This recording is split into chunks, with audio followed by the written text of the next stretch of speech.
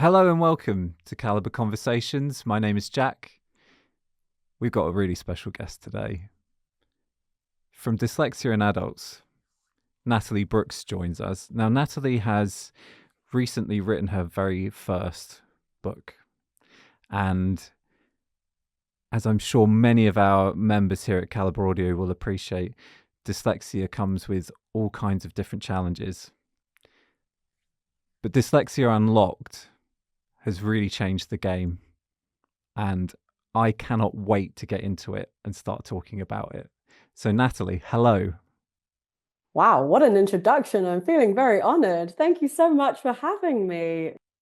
I kind of want to start all the way back at the start. So many people with dyslexia, their journey must start at school. There's this story of me that we were talking about fur, and whether or not it was right or not to use fur. This is the 90s when I think that was a little bit more in the zeitgeist. And I was giving this impassioned speech on how fur is wrong and we shouldn't use it in fashion.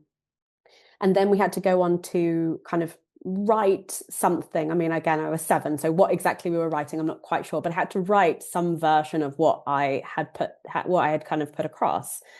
And apparently the disparity was so shocking that the teacher kind of immediately called up my mum and was like, your child has dyslexia, you need to get her tested. And like, this is the answer to all of the challenges that we're facing with her.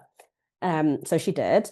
And then the school, it's an interesting one. So the school basically said, at the time, they didn't provide any dyslexia support. And they basically said that I wasn't failing enough that they recommended me moving schools. And my mum had had a really poor schooling experience, and she was very determined that I didn't have the same experience. So she whipped me out of that school immediately, halfway through the term, and put me into another school that had a dyslexic unit that supported kind of learning to read and write. And at this point, I can't write full sentences really. I certainly can't write paragraphs. And they kind of got me up to speed in this school. And so kind of in answer to your question of like, who told me that I struggled to get my point across in writing, it's something that I've kind of faced at every twist and turn. So it's kind of the start of the story, but at every stage, parents' evenings would always be bright, articulate child, engaging in the classroom, clearly understands the topic. The results aren't showing that. The essays aren't showing that. The exam results aren't showing that. The homework isn't displaying what she clearly understands.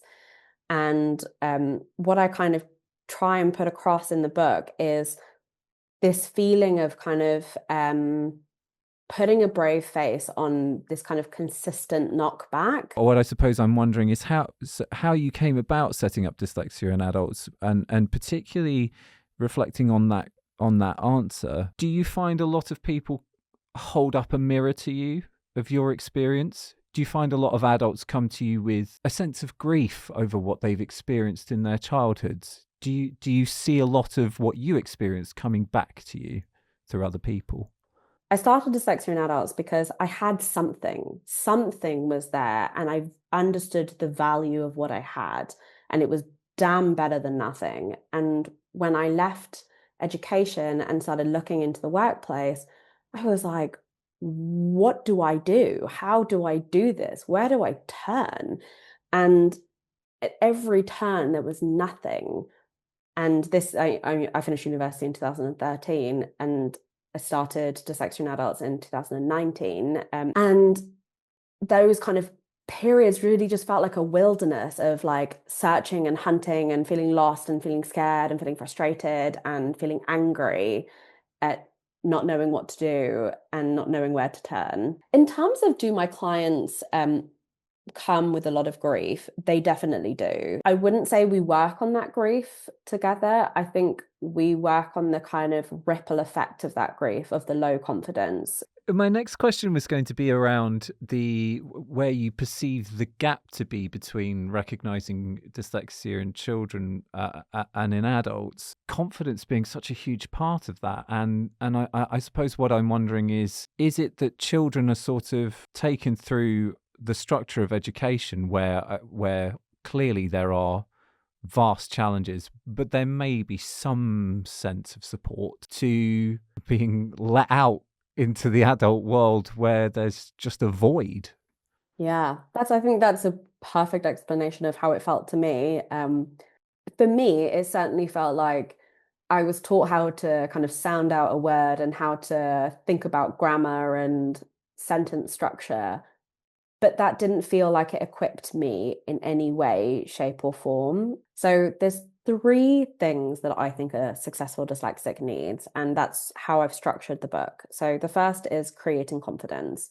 And making sure any of those kind of internal narratives of I'm not good enough, I'm not meant to be here, eventually they're going to realize has to be gone. And then on top of that, we lay strategies and systems and approaches. And then on top of that, we unlock our strengths and we identify what we're good at and what we're capable of. And for me, they all feed into one another. Like they all help each other out. And you can't have one, you need all three. So you need confidence to accept that you're neurodiverse, you're different, you see the world differently, you approach the world differently, you need to do things differently. And when you can do that, you can utilize and implement strategies because strategies are all about doing things differently and approaching things differently and being okay with that difference. Because if you're spending the whole time masking, you're not doing strategies, you're trying to pretend you're normal. So they are kind of completely different ends of approaching things. Masking is trying to not be neurodiverse, strategies is being successfully neurodiverse. And without confidence, you won't implement strategies, you'll just continue masking.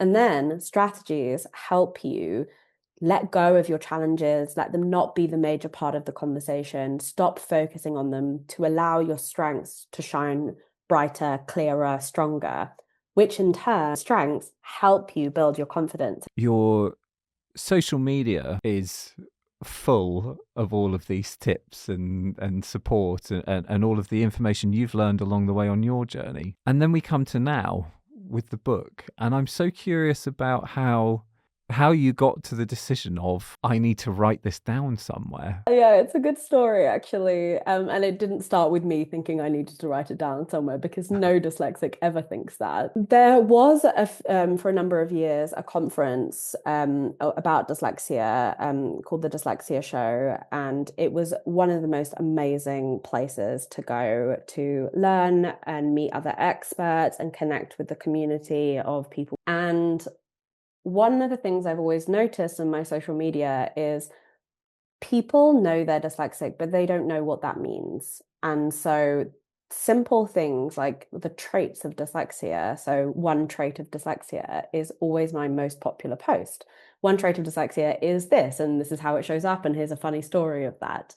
And so every year at this conference, I would go around and speak to friends and colleagues and industry experts, and I'd shove a microphone in their face and say, what is one trait of dyslexia that people may not know or may not understand or that you think is funny? And I did 20 or 30 of these and, one Sunday afternoon, edited them, clipped them up, sent them out, and just kind of sat back and, went on with my day. And they did really well. They got about 1 million views, and one particularly went really stratospheric, which is actually the person, Darius, who runs the Dyslexia Explored podcast. So he really knows what he's doing. And this lady sent me a message and she said, hey, I think this is a really cool topic and neurodiversity is everywhere right now. This is 2 years ago.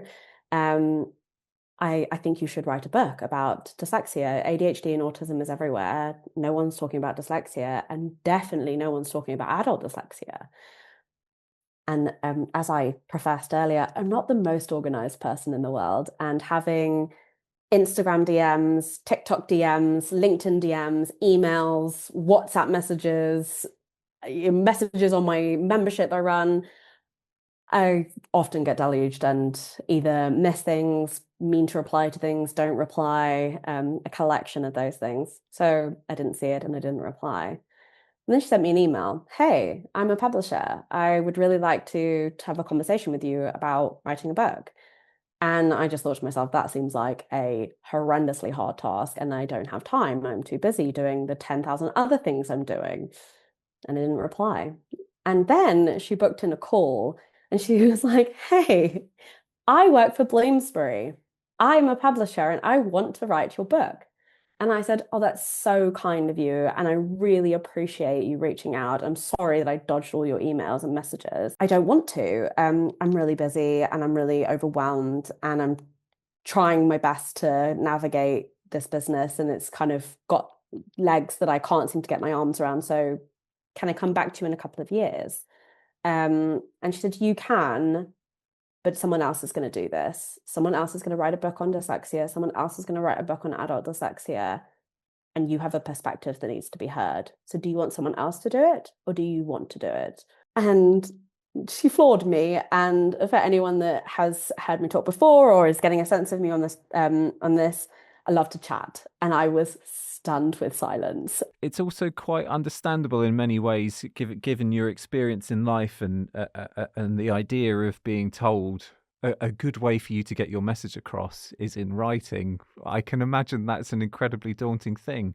But I'm also interested in, obviously here at Caliber Audio, I'm interested in the audiobook kind of side of things. And I'm wondering how you found the full process of it, because obviously there must have been some writing involved or dictating or some way of getting your message across to someone else to write it down or whatever that may have been. But then there's also the fact that you narrated the audiobook yourself. So somewhere somewhere in this journey there's had to be reading as well. So how did you find that whole process, the whole production from start to finish? What was that like for you? I think the writing side of things, I don't find writing itself difficult. What I find is being succinct difficult. So my publisher, the one thing they've always done is just kind of been a kind of calming voice in the kind of sea of chaos that I created. So, I would email her and I say, like, this is a chapter, is it okay? And she just kept on saying, just don't worry about if it's okay, just get it down. And then we'll figure out the process of smoothing it out and cleaning it up and creating structure when we have all the detail there. But I can't decide what you want to say and what is important for you to say. You need to do that process and then come back to me. The audiobook is actually quite a funny story. I used to be kind of listen to the can't part of what people would say to me or what I maybe perceived of myself a few years ago, but I really have tried to unpick that thinking. So if someone says I can't do something, that's a surefire sign that I'm going to do it now. Even if maybe there's a little part of me that thinks, well, I don't know how it's going to go, but I'm going to do it anyway. So the publisher at all turns has been like, you can do this, you'll be fine. But at the audiobook, they were like, do you want to get a voice actor? Are you sure you want to do this? And I was quite surprised and, to be honest, a little annoyed. My commissioning editor was a bit more on my side and was like, no, like she can do it. She's fine. Don't worry about it. But it was a little bit more internally that they were like, are you sure? Is this going to be okay? And then they said, what accommodations do you want? I thought to myself, I don't know. I'm like not really sure how 4 days of reading, what accommodations you would even ask for. But I figured to myself that whatever I would need, I'm comfortable enough to ask for, and I'm sure we can make happen because it's 4 days. So there's always time to figure things out. I will be reading the book come, you can't stop me, I'm doing it. And so they said, okay, as long as you're sure. Let's arrange a call with the people who are doing the audio recording, the audio studio, and see if they've got any words of wisdom, any advice, they can recommend any accommodations, tell you a little bit about the process so you can get yourself prepped. Anyway, so I arranged the call with the audio house and the lady who is arranging the who's going to be my producer. She's like, "Hi, so I heard you want a call to talk about your audiobook. What do you want to discuss?" And I said, "Oh, no, I had you wanted to have a call to tell me what you wanted to discuss, to give me advice." And she said, "Can you read?" And I was like, "Yeah." She said, "You'll be fine." I was like, "Oh, okay." She said, "Do you have any questions?" No. Okay. I don't think we need this call. That was the end of that. And so we had an hour blocked out. I think it was about 4 minutes of both of us being very confused as to why we were there and not really seeing a lot of point in the whole thing. Um, but when I got there, they were just so reassuring. They were like, if you make a mistake, we go again. If you need a little bit more time for breaks, we take breaks. There's sweets over there if you get tired. And we just laughed and we had fun. And it was probably my favorite process of the whole book. How important is it for you to have this book and the contents of this book in audio? Is that something that you felt strongly needed to happen because of the audience? Yes, I remember the first time when the publisher was trying to persuade me to do it. Her kind of big pitch was there will be an audiobook. And I felt like saying, is that not a given? Was that a question? In answer to your question, how important is the audiobook? It's everything, and it's the vast majority of the way of how people are kind of digesting this book. And actually, it's been really great.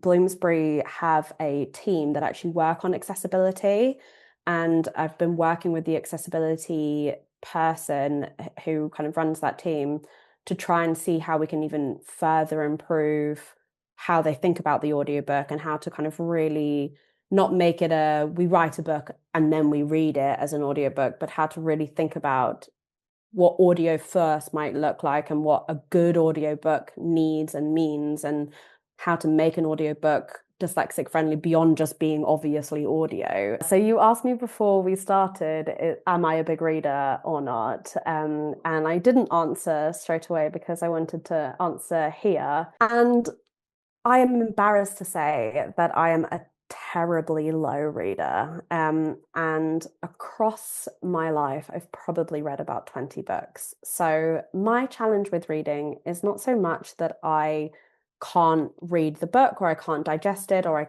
I'm slow. That they're not really the big factors. All those things are somewhat true, but they're not the problem.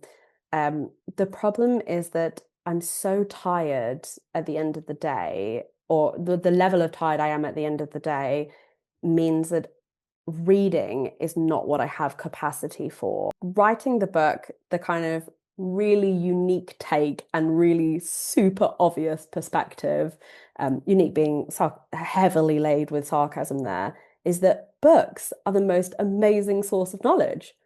Who knew? What a groundbreaking opinion.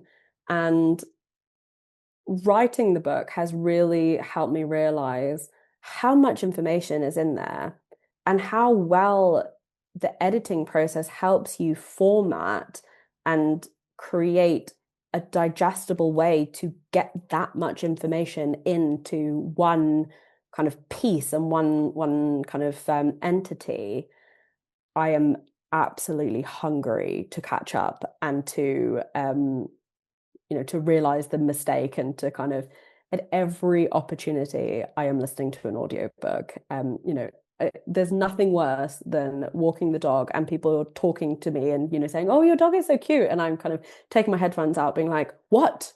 I'm listening to my audiobook. Like I've got 10 years of catching up to do, or 20, frankly." Putting my headphone back in and just thinking, "Oh, you're interrupting my audiobook time. There's such precious time." Let's do a quick exercise of finish this sentence if you're up for that. Dyslexia is not Just for kids. people with dyslexia are often Really amazing and really struggling at the same time. reading can be I'm going to go with reading can be challenging and important.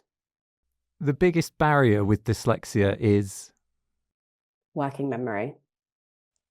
When we stop looking at dyslexia as weakness, We're able to free ourselves from feeling constantly frustrated. oh, that's a good answer. I like that. That's really good. Accessibility means Feeling capable and in control. audiobooks have helped me by. Catching up on my long overdue reading list. We'll finish with a couple of little closing questions then. If you could change one thing about how dyslexia is understood, what would that be? I wish it wasn't just viewed as reading and spelling because I think it's holding back how we're dealing with dyslexia and it's holding back the individuals themselves from understanding themselves and getting support. And if someone listening to this is feeling stuck or overwhelmed by their dyslexia, or possibly even the idea that they may be dyslexic but not diagnosed, what would you want them to take away from this conversation? If you're feeling stuck and alone, I would want you to take away that there is 700 million other dyslexic people. It's not just you, it's not just me, it's not the one other person you may be spoken to about dyslexia. It's not just the celebrities that talk about it in a kind of really overly positive fashion. It is millions and millions of people who are struggling exactly the same way as you are. And you aren't odd, different, the only like sticking out like a sore thumb. You are actually just dead normal. There was one particular moment in the book that I just wanted to pick out, which was that there was a point where you said an employer asked you, "What can we do to support you?" And you didn't have an answer. Do you have an answer now that other people might be able to use? Although there are some really standard and common ways that I see lots of people struggling, I wouldn't say there's a simple answer that I could give that would encompass 700 million people, from jobs from construction to consulting to lawyers to marketing to podcasters. I really struggle to give generic advice that isn't a little bit more tailored and specific. But here is the answer that I came up with just in case this came up. Which is I would look at the following areas and make sure you have some kind of strategies for these. So I would look at working memory challenges and make sure you're thinking about how those impact you and strategies for those. I would look at difficulties with executive functions, which is basically being organized and kind of getting started with work and all of that kind of stuff. So task management and some kind of strategies for those, because that's honestly what is impacting so many people and they don't understand it. Some kind of process and approach for processing. So, kind of getting information in. And that can often be seen as when we're kind of given a new task. But processing is a lot more of just that kind of more obvious time that we experience processing. So, strategies for processing. And then obviously strategies for reading and writing. And that might be a checking process for important work or a process for helping you understand a big document and where to start and where to go and what to think about. And then finally, strategies for energy management, because one of the biggest things I see is that people white knuckle their way through the day. They mask all of their challenges. They don't have any strategies other than hard work, and they're left exhausted.